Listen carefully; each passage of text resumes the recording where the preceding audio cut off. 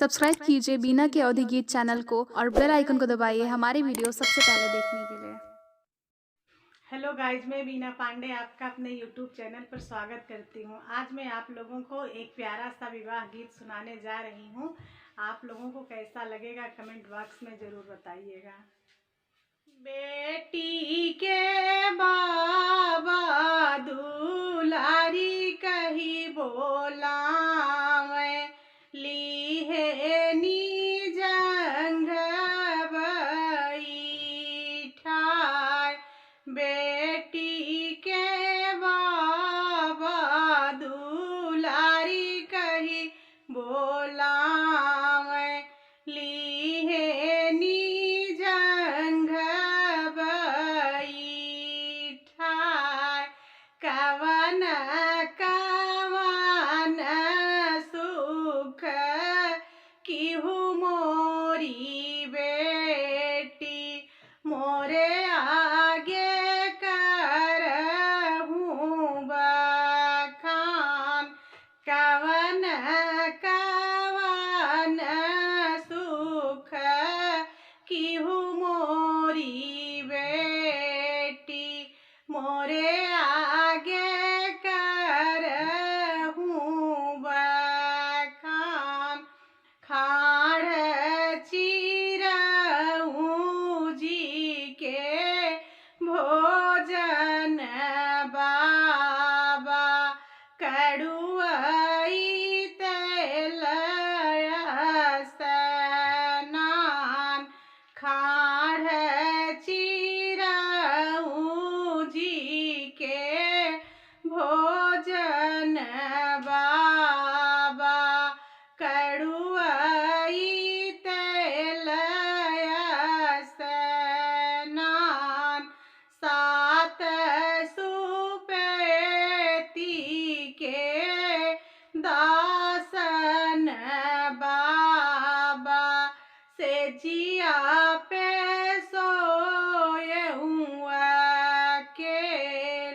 सात सुपेती के दासन बाबा, से जिया पे सोएऊँ अकेल।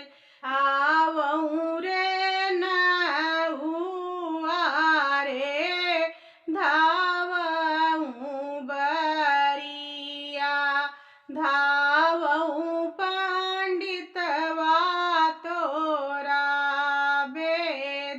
धावऊँ रे नहुआ रे, धावऊँ बरिया, धावऊँ पंडितवा तोरा वेद। हमरे नी बेटी के ए सबर खोजेऊँ, बेटी मोरी सोवई अकेल।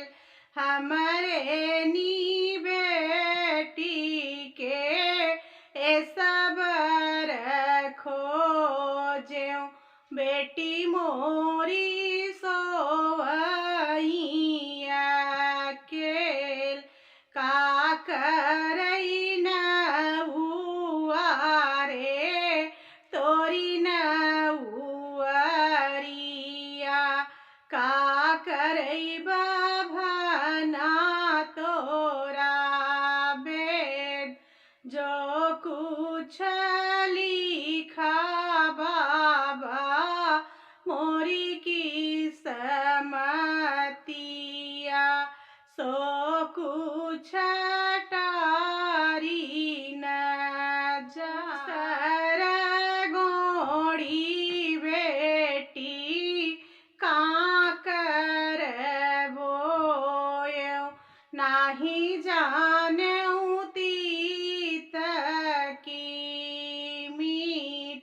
ऊ सरगोड़ी बेटी का करबोयो,